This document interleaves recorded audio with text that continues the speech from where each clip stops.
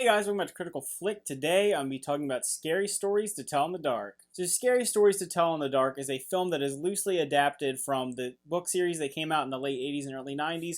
I remember these books mostly because I remember being extremely creeped out by the covers and the illustrations in them. I remember my older sister had these books, and I remember a few of the stories.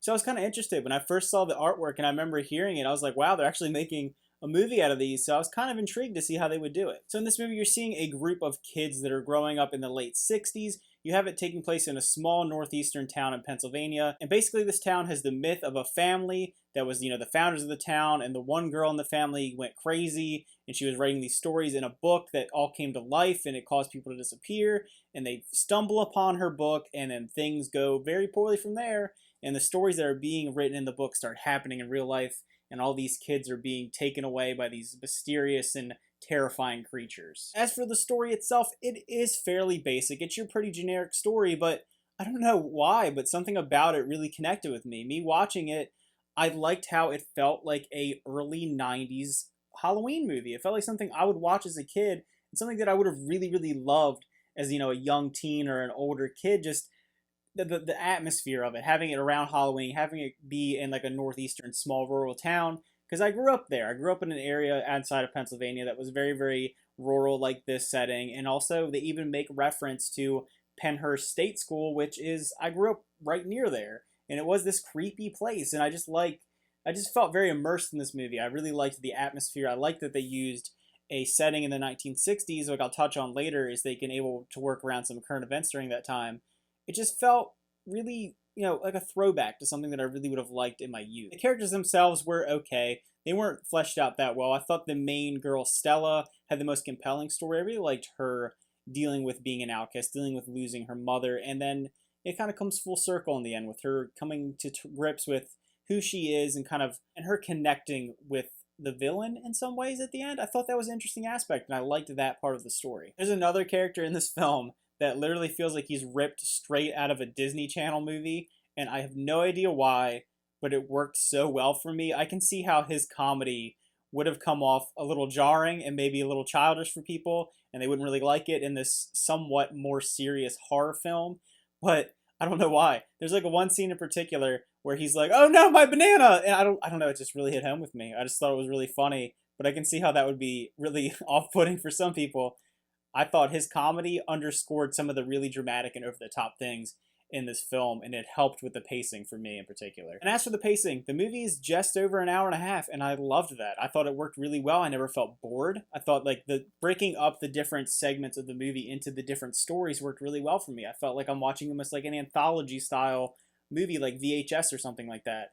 And I really liked that. I thought it worked, the structure worked really well to tell the narrative and make me still interested in what's going on. Now, the big question a lot of people want to know when you go see a movie like this, is it scary? And for me, not really super scary. I mean, it has some really, really good jump scares, but at the end of the day, jump scares are what they are. It's pretty cheap, but I jumped a couple times. I thought some of the imagery was really creepy. I liked in particular Harold the Scarecrow and how he ends up taking out someone. I thought that was really well done. I thought the practical effects of him looked really interesting. I thought the one creepy woman that's in the hospital, it's like slowly coming in and it like absorbs people. I thought that was really cool. I like that part. The Jangly Man for me, I thought I was gonna like more. When I saw the trailer, I was like, oh, this is really cool. But then it didn't feel as real when I watched it. It felt like they used a lot of CGI for that character in particular, and just the movements of it, and kind of just it didn't work for me. I thought like that one story in particular was the weakest, just for me. Yeah, this movie feels like it's definitely targeting a younger demographic. It is, at the end of the day, a PG-13 horror movie. In my opinion, one of the better ones that come out recently, but it is limited in that scope of being really, really hyper-aggressive, what would be seen as traditionally scary. But I think for younger teens and younger people, this is what you'd want. It's like your classic Halloween horror movie, and I liked it, and it felt like a throwback. It felt like it did what it was supposed to do, and it didn't feel too stale or too boring. It felt like a new throwback. I liked it. Now, more grizzled horror fans might find it a little weak or a little boring because it doesn't do anything that's super graphic or in your face or just, knocks your socks off like something like a Hereditary or a Midsummer. But I thought, for what it was, I liked it. Another thing that I kind of wish the movie would have dived in a little bit more, it has this overarching theme of that Vietnam's going on in the background. You have the Nixon campaign going around in the background. and that feels like it's looming over this. And I really like that it kind of felt you immersed in the time period, felt very like menacing with the events that are going on, but it doesn't really like push it far enough, in my opinion. It felt like it's making you feel a certain way, because obviously the themes going on here are that stories can hurt people, stories are written in a way, and it's dealing with, on certain levels, propaganda and made up stories and reality. And I liked that central theme of how stories affect people and how powerful a story can be, and taking it to a literal level. I felt like there was something there. They had some talks about culture, some talks about race, society, war. It just didn't knock it over the top. And I have to say, I really hope this movie gets a sequel. Not to spoil anything, but it does have a sequel bait ending, and I would love to see another movie from this. I'd love to see them maybe explore those themes a little bit more, maybe take it a little further. Now we played a little safe with the first movie, really take some of those themes or some more serious things into the second sequel. So if I were to rate this movie, I would actually give it a 7.5 out of 10. It was a lot better than I expected. I don't think that it is a top tier horror movie. I don't think it's incredible, does anything to break the mold, reinvent the wheel. But what it did really well for the most part. I thought the creatures looked good.